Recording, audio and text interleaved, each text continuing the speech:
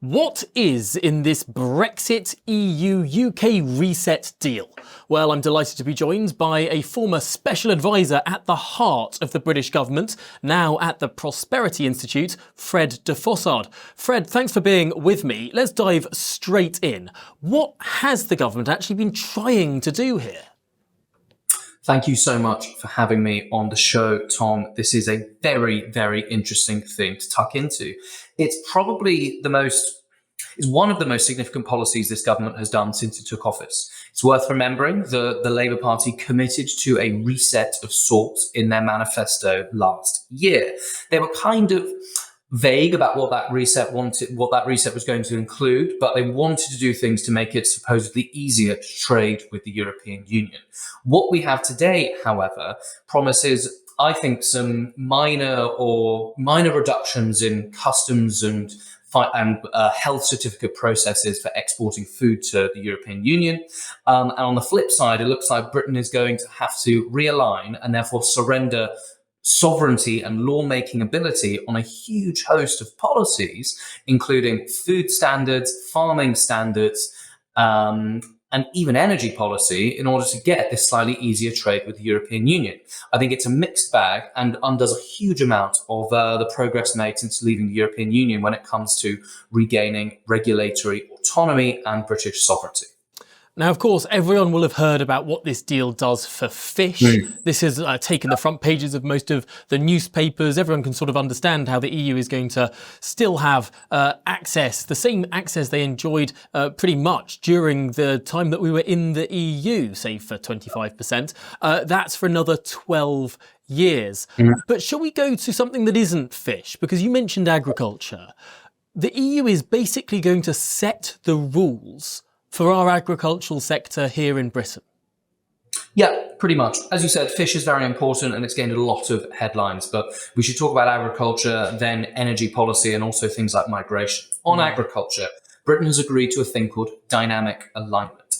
We should take a minute to actually understand what dynamic alignment is. Dynamic alignment means we are now following European Union rules for food regulations. The dynamic bit means if the EU changes their rules, we have to change our rules with them to match. And ultimately, we don't have any say about that. If you look at the text of the deal, the EU says we can have so-called decision shaping roles when it comes to talking about the future of policies around agricultural regulation. But ultimately, we will have no say in what these regulations will mean. So the government here, Fred, says that they will be able to input into the creation of these of this new European legislation, whatever it might be.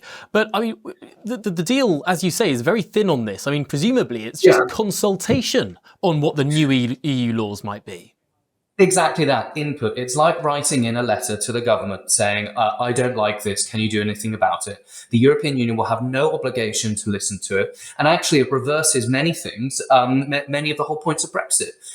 Before 2021, if a British farmer had a complaint about a regulation or a type of chemical he could or could not use, he would write to his local MP in Britain, and the local MP would write back to him saying, I'm terribly sorry, Farmer Giles. This sounds like a great pain, but this is now the responsibility of the European Commission because we're in the European Union. For the last few years, we have been able to actually fix farmers' problems or businesses' problems or whoever's problems in Britain because British Parliament was sovereign and Britain ran her own affairs. Now we are back to the pre-2021 days where actually Farmer Giles has to speak to the European Commission. But it's worse than when we were actually in the European Union because we have no formal mechanism. So let's think about what this means in practice. I've been reading quite a few articles about changes in agricultural regulation since we left the European Union.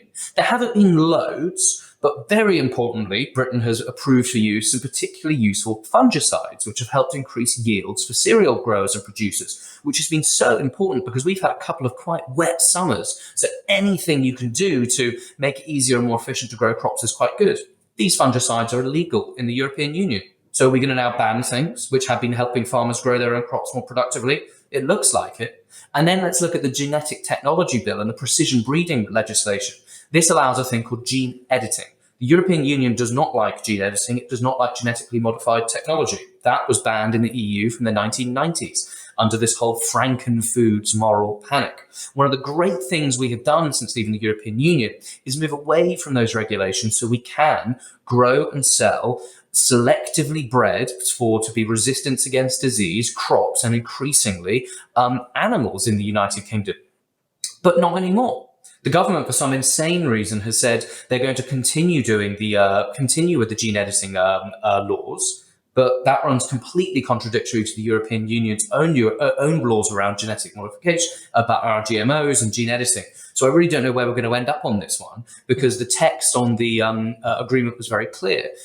If we have regulations at the moment which the European Union does not think lead to higher standards of food safety, which we do not, because the European Union takes a very anti-science, anti-innovation approach to food safety regulations, we will have to change those regulations. I mean, this is fascinating because just today I was speaking to Pat McFadden. Now, he's, of course, a cabinet minister, basically Sir Keir Starmer's fixer in government. And he was just very blasé when I brought up the Genetic Technology Act, saying he does not believe that anything in our legislation will have to change as a result of this deal. I mean, do you think these cabinet ministers have actually read it in the way that you have?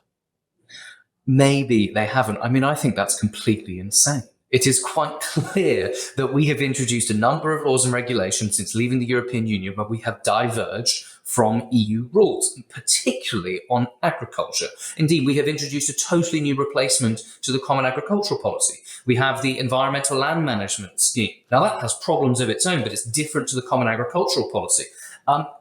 Therefore, we have diverged significantly. It seems insane to deny that. And actually, the interesting thing is it could set up some quite interesting parliamentary drama. We could have a situation where we have to repeal our own legislation in order to comply with the foreign body's rules and regulations. That would be a very interesting bill to table in Parliament, the repeal of the Genetic Technology Act and the Precision Breeding Act. No, that is one to watch incredibly carefully, because that would certainly show that these politicians are talking out of both sides of their mouth. But Fred, of course, you were around for the previous but one government. You followed in great detail what Theresa May attempted to negotiate with the European Union. And it seems to me that a huge element of what has been agreed in this agreement is simply the Chequers deal, Theresa May's original deal with the European Union that was defeated not once, not twice, but 3 times in record majorities in the House of Commons. I completely agree. It is very reminiscent of Chequers. Now, Chequers are slightly more comprehensive. That was remaining in the single market and the customs union essentially entirely. The only real thing that changed about Chequers from being in the European Union was we were out of the European political institutions and we ended free movement. Otherwise, we were going to stay in the European Union forever. This is kind of like that. The pro-Chequers ministers would say that on services we had divergence as well. Well, that's a fair point, but let's look at how the European Union approaches services. In Northern Ireland, for example, Northern Ireland remains in the single market for goods, as we know, thanks to the Northern Ireland Protocol, but then regrettably, thanks to the Windsor Framework. However, the European Union has decided it wants to apply the AI Act, which is its terrible innovation and technology destroying regulations on the tech sector. And they want to apply that in Northern Ireland. And they're saying that's because Britain might allow dangerous AI powered electronic goods into the single market via Northern Ireland. So if they're taking that approach for Northern Ireland, we should certainly expect them to take that approach with Great Britain as well. A sort of maximalist approach over what actually is a good and what actually is a service. Frankly, the EU just wants to take control of just about everything in its purview. I do want to move on, though, because there's a lot more in this deal. And particularly energy is something that has not got anywhere near the press coverage that it should have done. What is this carbon border adjustment mechanism, carbon pricing, emissions trading? It's all gobbledygook. What does it actually mean? It's a very good point. This is a sign that we've actually, in a way, rejoined the customs union. Carbon border adjustment mechanism is a tariff. It is an emissions-related tariff that the European Union is going to impose on imports, which they deem to be a higher carbon intensity than if they're made outside the European Union. And that is linked to a thing called the emissions trading scheme, where they put a price on industrial carbon. And I have some numbers in front of me, and this is where it gets kind of worrying. Recently, the carbon price for Britain's own emissions trading scheme, which we introduced when we left the European Union, is around £41 per tonne. In the European Union, that increases to £59 per tonne. So it's nearly 50% higher. And it's been about 50% higher than Britain's carbon price for the last 2 years. So one thing the government really needs to be clear about is, are we choosing to increase our industrial carbon prices, which therefore means the industrial energy price to our heavy industries, by 50%? I mean, that's extraordinary. Britain already has very, very high energy prices. Are we going to make it even higher? I mean, that's wild. They say they're going to do this in order to avoid being hit by the European Union's carbon border adjustment mechanism tariff. But it's a very strange attitude, because it says we will now make it more expensive for you to produce your own things in order to, whether you want to sell them to the European Union or not. Worth remembering that, British businesses tend to sell to other people in Britain, or even to other markets outside Britain or outside Europe. But instead, we're going to have to accept European Union policy and prices. We really are just being brought back in their orbit. This is a 50% tax rise on energy-intensive business. I mean, for goodness sake, we've seen how the government has been speaking about trying to save the steel industry. We know how heavy industry in this country is on its knees, particularly because we have one of the highest industrial prices for energy anywhere in the world. And yet it seems like, again, this is a government that's speaking out both sides of its mouth, trying to sell a 50% tax rise on British industry as in some way a tax cut by doing funny money maths in terms of saying, well, if you happen to choose to export your good to Europe after you've made it, well, it would be taxed by that import tax. I mean, that is a very peculiar sort of sum to be doing. It certainly is. I think I have two things to add to that. One is the dynamic alignment effect, because if the European Union raises its carbon price via the ETS, we will have to raise ours as well. Again, this is not static. We move with them and we have no say. But the second thing is, the document says this won't affect fuels for heating households, gas boilers, heating oil if you live in the countryside. But the EU is introducing a thing called ETS2. And ETS2 does affect household fuels. So ETS2 is going to be introduced either next year or the year after, and there's loads of information about it on the European Union website. It's going to make travel more expensive. It's going to make heating your home more expensive.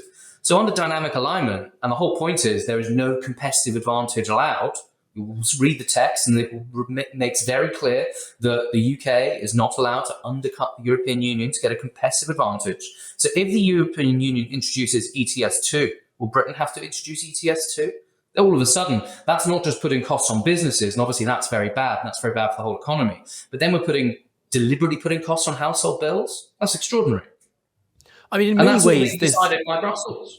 This exemplifies one of the tragedies of Brexit, which is, of course, we sort of all bought into this dichotomy. I mean, you either have European rules and easy trade with Europe, or you have slightly more friction with your trade of Europe, but you can set your own rules and you can be a more dynamic, a sort of Singaporean-style economy, make sure that you don't tax your energy quite so much, all these things that the European Union would disapprove of, but then be able to outcompete them. It seems like we are now doing the worst of both worlds, because we don't have the same level of single market access, of course we don't, than an EU member state, but we're taking on those rules that then prevent us from undercutting the European Union in their words, or as we might describe it, having more pro-business policy in this country, having lower taxes on our energy, having more sort of liberal regulation when it comes to all of these different areas. Precisely. When Boris Johnson and Ursula von der Leyen signed the Trade and Cooperation Agreement, that is the free trade agreement that Britain and Europe signed at the end of 2020 to actually formalise Brexit, one of the things Boris Johnson said in his speech was he extolled the virtues of regulatory competition. And he said it would benefit both Britain and Europe to compete with each other, which I think is obviously true. And it's tragic to surrender that. And one thing which is very frustrating about this realignment is yes, the European Union in total is an important trade partner, obviously, but it has been a slightly declining trade partner for Britain since well before the referendum. I mean, it's been around sort of 45 to 47% of our exports, around a decade ago, and that gradually fallen to around 42%. And that doesn't reflect declining trade with the European Union. It shows that our centre of economic gravity has just gradually been moving away from the European Union. Because frankly, while Britain's had a difficult decade, and we can never deny that, and we both talk about that often, the European Union economy has had a horrible decade as well. Many of these countries have barely recovered from the financial crisis, the euro crisis in particular, the sovereign debt crisis is still bubbling in Europe. There is just not the consumer and business buying power in continental Europe that would grow the economy in the way this government seems to think it would anymore. It would be far better to exploit greater trading relationships with allies like the United States, the Pacific nations in the CPTPP trade arrangement, who seem far more likely to grow and to buy British products, and most importantly, British services, which will really, really increase British prosperity, rather than realigning with the genuinely stuttering European economy. Well, on that point, before we come to the migration element of this deal, because that is, of course, incredibly important, the way that the government is selling this is that it almost seems very stage managed. First, we had the Indian trade deal. Then we had the United States tariff arrangement, and now we've got an EU trade deal. The government says, look at these 3 deals. They're all the same, aren't they? We've just done free trade with all these different countries. Aren't we gallivanting global Britain? They're trying to almost say that this EU deal is in the same vein as those 2 previous deals. And that's perhaps the sort of communications sleight of hand that they're offering. But it's very clearly a completely different kettle of fish. I completely agree. Of the 3 deals you talked about, the India one is clearly the most comprehensive. That I think we can consider a really quite conventional trade, a free trade agreement in the style that has been negotiated for a very long period of time. And that involves tariff reductions, some regulatory recognition on goods and services, and yes, the reasonably controversial discussion around the national insurance exemption for posted workers going between the 2 countries. Let's see how that irons out, but that's a reasonably normal part of a trade agreement. Then the American agreement. That is not a comprehensive free trade agreement by any means.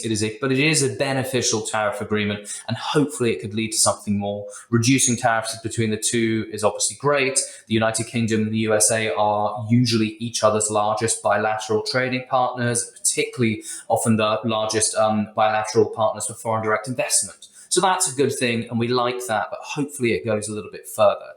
This is a sort of minor amendment to the Trade and Cooperation Agreement. It doesn't affect the fundamentals, which are this is a tariff-free and quota-free free trade deal, which the last government negotiated with the European Union, but it's been tinkering at the edges. Very interestingly, though, some of the things that this government tried to get hasn't got. So before this deal was announced, we heard loads about how a mutual recognition of professional qualifications deal was going to be signed to make it easier for British lawyers in particular to work in Europe.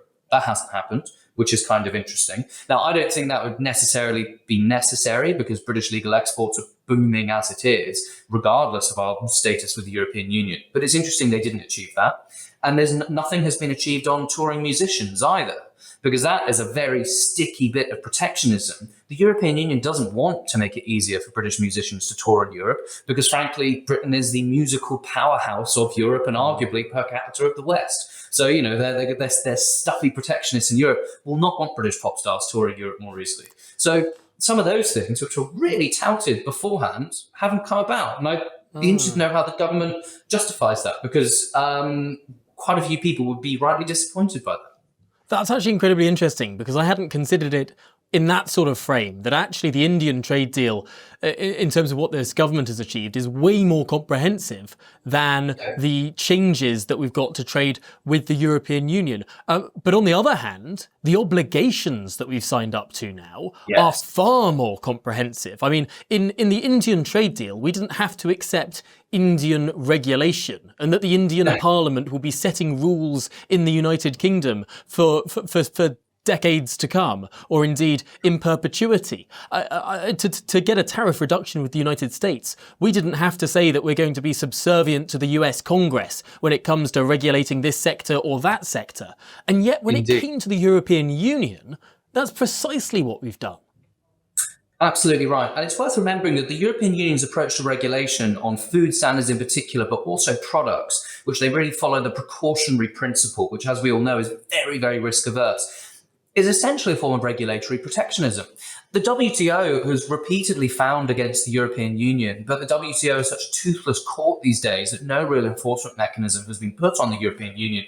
But there are genuine cases to be made that the European Union essentially violates the WTO trading standards, where peer nations are meant to roughly recognize the safety of each other's regulations. And the interesting thing is Britain going back into this, we've surrendered our own ability to set our own regulations. But, our trade partners in the CPTPP bloc take a different approach to food regulation to the European Union. Australia, for example, has a free trade deal with the UK and is in CPTPP. We import beef from Australia, not very much, but we still import it. So does that mean now we've joined this? Now we join this grouping, are we going to have to subject Australian imports, which British restaurants might buy, to European Union controls? That's kind of interesting, if so. What about Canada? Canada has a huge agricultural industry, fishing industry, and meat and all that kind of thing. Will we do the same there? I'd be very interested to know if there are any representations from the high commissions from Australia and Canada to the British government over this, seeking urgent clarification. Really, really interesting stuff there. Now, what the Prime Minister sort of tries to dismiss as a tiny part of this deal, something that this government tried to not have in the first place, is what's now being called a youth experience scheme. This is, of course, a youth mobility scheme, something the government explicitly said they did not want to have and have ended up capitulating on. Yeah, historians of the reset, obviously this has not been going on very long, may remember that last summer, in August 2024, the British government said they're going to explore a bilateral youth mobility agreement with Spain. And they said it's just going to be really controlled and it's just going to be Spain. Some of us at the time smelt a rat and said, no, obviously that's not going to happen. This is a precursor. This is a precursor to an EU-wide one. And it's the EU warming everyone up to demand an EU-wide one. And for the last 6 months, maybe even 8 months, the government basically said, no EU youth mobility agreement, no EU youth mobility agreement, no. Were they lying? I don't know. Accusing people of lying is not really the done thing in British politics, but it's certainly quite shifty. Now we do have one almost on the cards. The European Union wants it to be uncapped. They don't want to have to pay for the access to the NHS, despite not being British residents or British taxpayers. They want the same level tuition fees. So therefore, you and I will be subsidising essentially the university education of any Europeans in this country.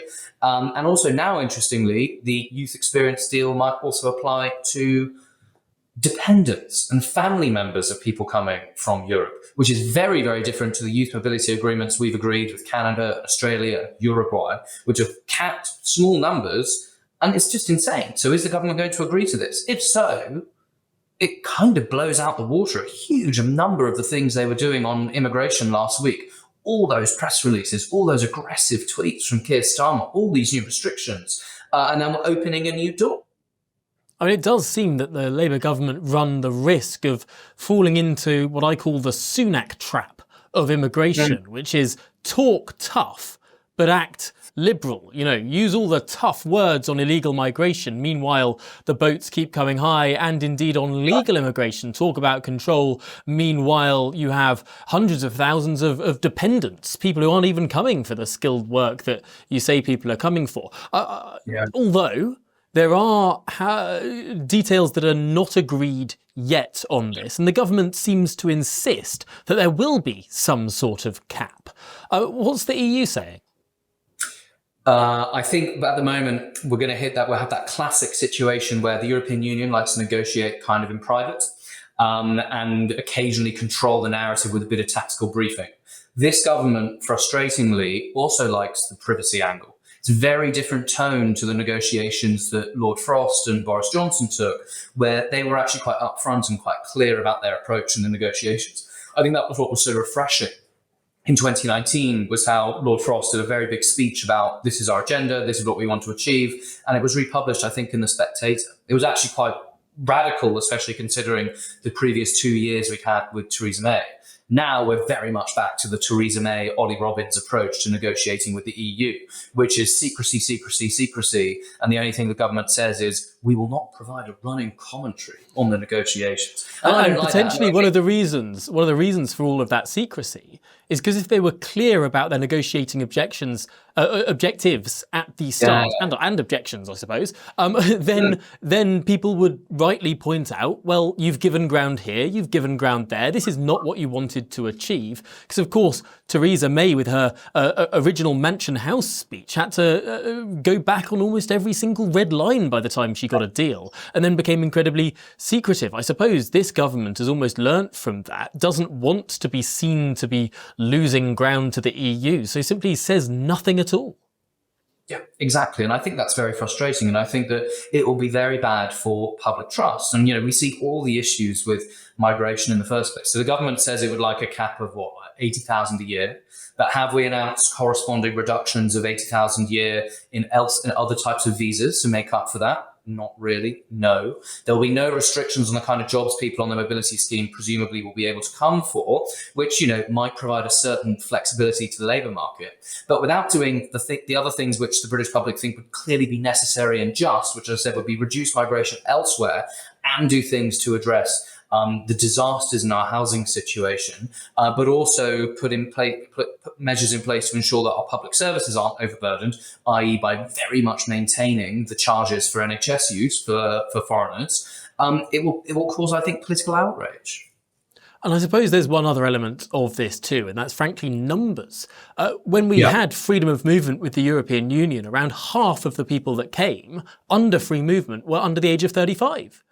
So if we're going to have a similar sort of scheme for people under the age of 35 or perhaps 30, well, that's just sort of 50% of the free movement we had before.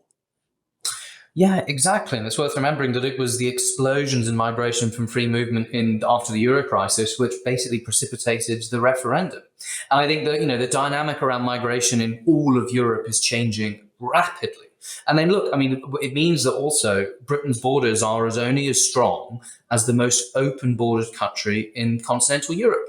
And lots of European countries are known for giving out passports and residency rights way more easily than ours to not just legal immigrants, but also to illegal immigrants who eventually naturalize. So essentially, this could be a signal to countries in Europe who are having a problem with A, youth unemployment, B, mass immigration, and C, the unemployment of new arrivals. Easy signal to say, just go to that island to the northwest of Europe, just head to England. And, at the moment, the state of our enforcement of our own borders is so loose. And the fact that we have people arriving on student visas, then claiming asylum to try and stay in this country forever, it seems like a wild potential for just the return of chaotic, unmanaged open borders. Yeah, suddenly all you need is another decision from a country like Germany to accept not even hundreds of thousands, but millions of refugees. Some of those people then go on to become German citizens or citizens of whichever country decides to have this liberal refugee policy. And suddenly that's a passport, not just to that country, but the whole of the European Union, the whole of the European Economic Area, the whole of the European Free Trade Association, EFTA, but also this British deal too. Precisely. So I'm, very concerned about it. And I'm not sure. Actually, interestingly, it does seem to be the one area where the British government has tried to push back a little bit. I think they've been taken aback at the forcefulness with which the European Union has pursued the Youth Mobility Agreement, which to me should obviously be a red flag. If they want something that badly, why hasn't the British government managed to get its better deal for touring musicians? It's a great irony on that point of touring musicians that the European Union is so desperate to allow many young people to come to the United Kingdom without basically with a guaranteed visa, and yet they're not willing to have a few musicians play some concerts on the continent. Precisely. And it shows that the approach this government has taken to the negotiations has been one of almost they'll take any deal going, because they sort of one of the sort of articles of faith, I think, for this particular government when they were elected in 2024, but also in the run-up to 2024, that all the difficulties Britain's faced in the last few years have been down to Brexit. And therefore, anything which gets Britain closer to the European Union, closer integrates, will solve problems. Now, quite clearly, our economic problems probably have far more to do with domestic regulatory issues, our tax system, planning laws, energy laws, and then also the energy price crunch from Ukraine, the unraveling of our welfare state since the pandemic. I don't think reducing some customs and form-filling procedures from selling cheese to the European Union is going to fix any of those issues. Those are the issues we should look at. And then you've also got the issue of the sort of, let's say, how uncomfortable certain people in the government are with dealing with the United States, particularly under Trump. So it seems the realignment with the European Union has been fundamentally motivated by pro-European Union ideology, despite everything the Prime Minister says about pragmatism. Now, one of the final things that we need to talk about is how this isn't really the end of negotiations with the European Union. On the one hand, on fish, they've said no to annual negotiations. 12 years the EU have access. But when it comes to everything else, there will be annual negotiations, annual summits now agreed between the UK and the EU, where no doubt we're going to get more deals of this kind. It's going to be remarkable. I think lots of British people, when they thought get Brexit done, they were delighted not to have to think about the EU Commission President having a role in our politics. And as of Monday, that's changed. The EU Commission President is going to be setting a large amount of policy and rules in British politics. And then I'm interested to know what the government thinks it's got itself into, because this is just a kickoff. Yes, it's the first of annual summits, but none of this has been agreed yet. Things are already coming out of the woodwork. How much money are we going to have to pay into the European Food Safety Authority in order to have the privilege of aligning our standards with them? Will we agree to having officials from the European Food Safety Authority poking around British farms to make sure they're not using fungicides which aren't illegal in the European Union? Will we have officials from that authority poking around British ports in Kent to make sure we're following rules? It reminds me of how European Commission officials were all over Northern Ireland to make sure that Northern Ireland was complying with EU rules. So when these things start coming out the woodwork, the money, the invasiveness, the real actual brass tacks of what dynamic alignment means, I do think it's going to become such a headache for the government. And this will happen, month after month, because they'll keep negotiating. The European Union will demand more money will be asked for. The Erasmus scheme will have to pay for. So we'll be paying for European students to travel around Europe and maybe a couple of British students to travel around Europe. But really, we're subsidizing European students going on jollies in other European countries. Is that what British taxpayers are on the hook for? Well, on that note, with that image of British farmers sort of sitting in their offices on their farm and just hearing the clip, clip, clip of those leather boots of the European Union inspector rapping on the door saying, "Hand me your papers. Are you using European regulated herbicides or whatever else it is?" That is a remarkable image to be thinking on in a post-Brexit world, but perhaps that's the best time to wrap up this conversation. Fred De Fossard, thanks indeed for explaining so much in this deal. There is so much more that I think, as you say, will come out of the woodwork in the days, weeks, months, indeed years to come. But for now, thanks for being with us here on GBN Originals.